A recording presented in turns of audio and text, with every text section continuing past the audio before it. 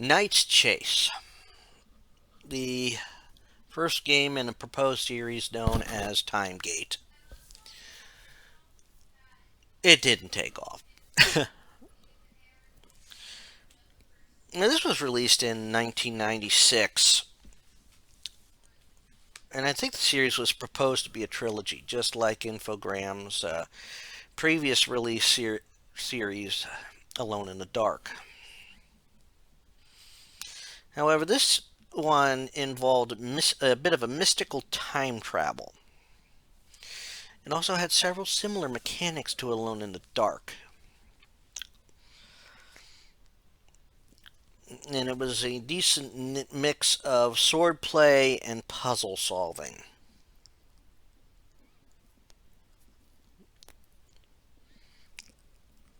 But it wasn't as innovative as they had hoped.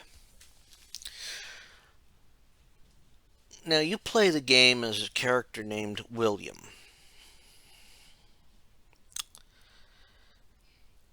And your girlfriend or fiance had gone missing at some point prior to the start of the game. And in some ways, you get a clue to it when William is attacked by some sort of knight in the middle of a thunderstorm in his own apartment.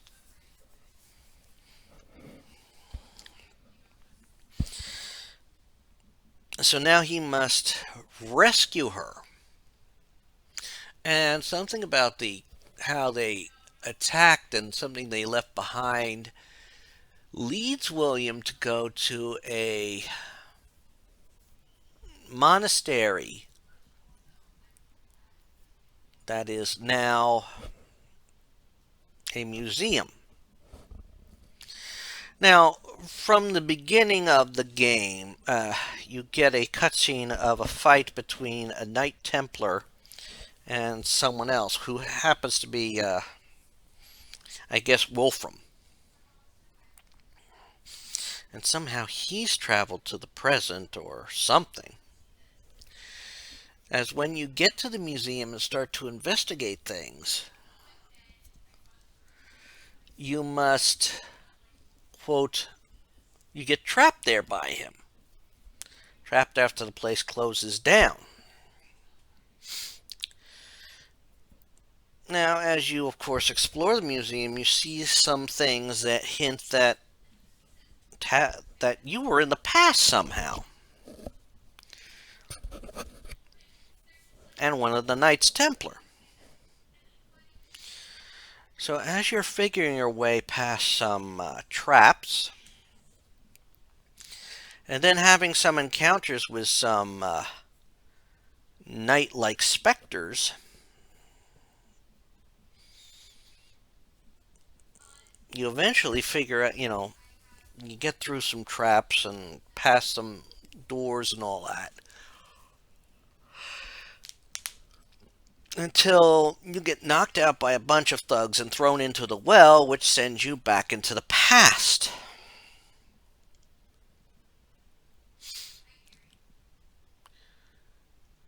Where you somehow awaken in a cell. And now you are wandering around this monastery trying to avoid detection, trying to not look suspicious, fighting your way through battles and solving more puzzles, while trying to regain everything that was taken from you and solving what is going on. Now, I got this game when, some time around its release, and I tried to play it through. However, what I got and played through, I think I got all the way up to being in the torture chamber, and I still didn't know how I got there, and I think I just gave up on the game or something like that.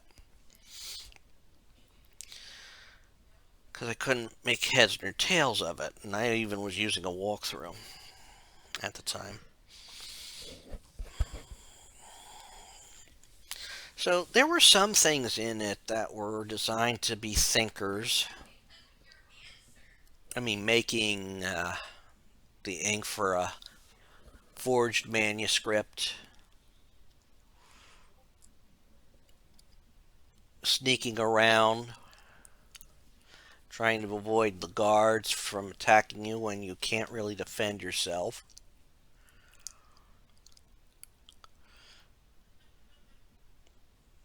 And eventually, once you get what you need, a bunch of gems and all that, eventually, and you're also trying to avoid other people who are willing to attack you for no reason, and downright death trap scenarios.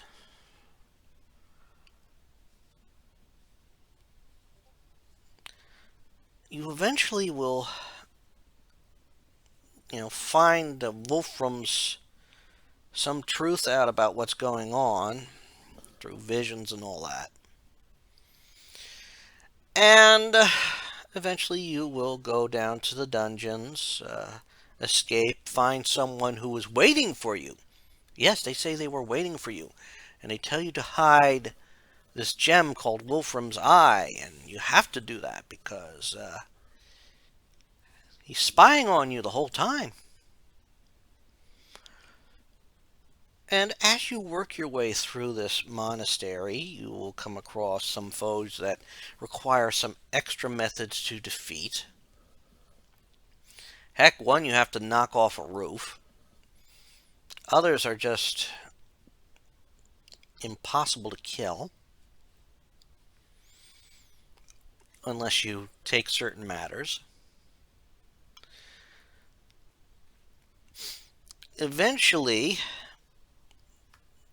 once you find a certain item and get to a certain spot, you end up getting captured again, upon which you have to get out of the line of sight of a sniper from the rafters. That's the guy actually you have to knock off the roof someplace. You get something that allows you to transform into a bird-like beast. And then you find where Wolfram has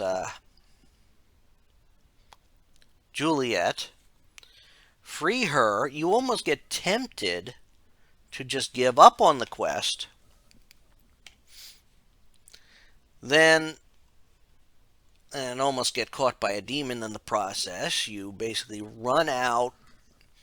Find Wolfram has her in a spell, but he's positioned in quite a place that you can defeat him from above by pushing a giant cross on him. Pushing a giant cross so it falls on him. And then, of course, you get the glove back, and then you and Juliet return to the present. And a bird flies out that is from the museum, and you see its eye glow, which means it is the spirit of Wolfram, which means Wolfram is not fully dead. But of course, this is where the game ended. You know,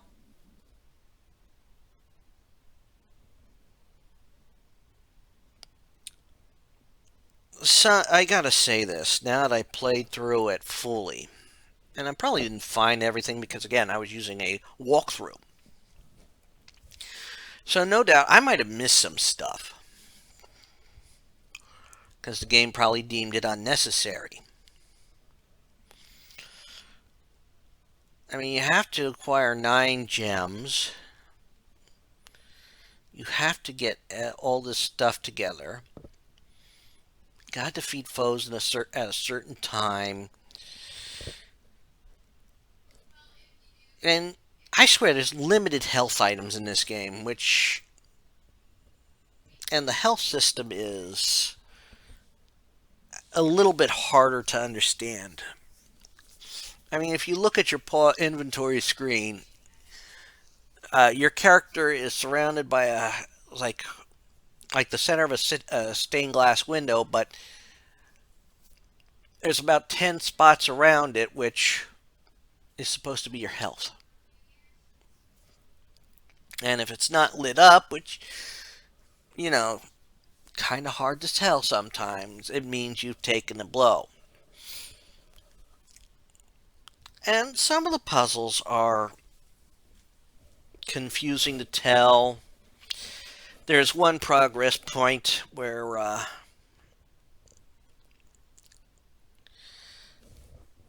well, the one hot spring that is basically no, not hot spring. What am I saying? That's another game. There's one point in which you get through to a point, and what you need is in a cell with someone that looks like Juliet but turns into a monster. And I swear, I'm trying to run up a door, but no, you gotta go back to the catacombs underneath, figure a way through, avoiding pitfalls and all that. Which you can't see these pitfalls. I mean, there's no clue that they're there until you walk into it. Ah! Some puzzles are not obvious. And one of the criticisms they had, while the game is great, is the story is great. I'll give you that. I give them that. But the mechanics are so similar to Alone in the Dark, it's not like it was an upgrade or anything. Which is probably why the idea of a sequel, a complete three-part series, never happened. Would it have been neat? Yeah, I think it would have been neat. I would have loved to have seen what other timelines they go to, or whatever eras they go to.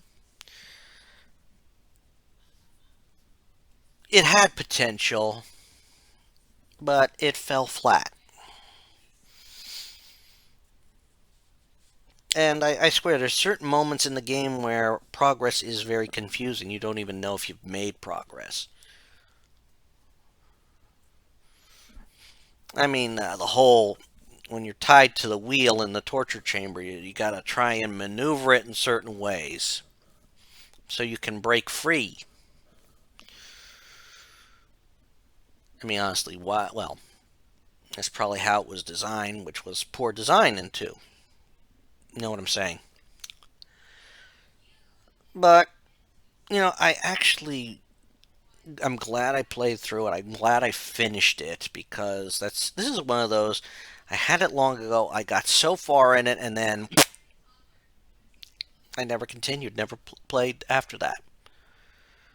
So I'm glad I finished it now.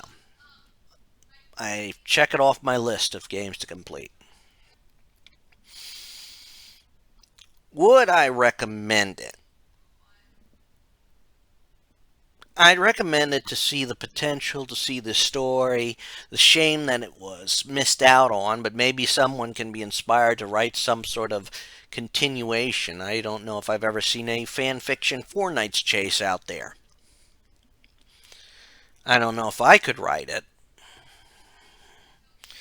It doesn't grip me enough. But maybe there's someone out there who can find out what the next two games would have been. Would they have jumped into the future? That would have been something neat.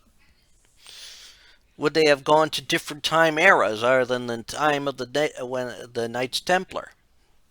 Hey, could have. They could have. They could have gone to the French Revolution. They could have gone into Germany occupied France during World War II. There was probably so many things that they could have worked with. Time frames and other things. Maybe go back to the Roman era. I don't know. They had potential, but they blew it. Although, maybe with today's technology, who knows? They could just redo it and with today's technology look a hell of a lot better. I mean, look at Assassin's Creed. Well, the Knights Templar and that are the enemy, but you see what I mean. Maybe this game was an idea that was ahead of its time, technology. But until then, we'll never know unless someone tries to make a remake. Would I get Get it? I don't know, to be honest. I understand why the sequel never happened. If not for the confusion of progression, it's a decent game. If they had changed some controls up, yeah, that could have been good too. I must admit, there was some confusion when I was making progress in the game. Even a walkthrough didn't help with that. But, that's all I'm going to say about Knight's Chase. It was a game that had potential. It fell flat. Would I play it again? That's very hard, maybe. As Mike Albertson would ask, because if he ever put this on the show, I'd probably still put it as what they say is this a shelf stacker box? This is a this is a this is definitely a stack. Bottom of the stack, about to put in the box. I might play it again if I absolutely had to. This one was it's like I said, I wanted to complete it, and I'm glad I did. And that's what I'm going to say about Knight's Chase. Can't really say much more on a series that never happened. But I hope you've enjoyed me talking about the game. And I do hope you subscribe to the channel and check everything out. Give this video a like. And if you're still listening, thank you very much. Bye all.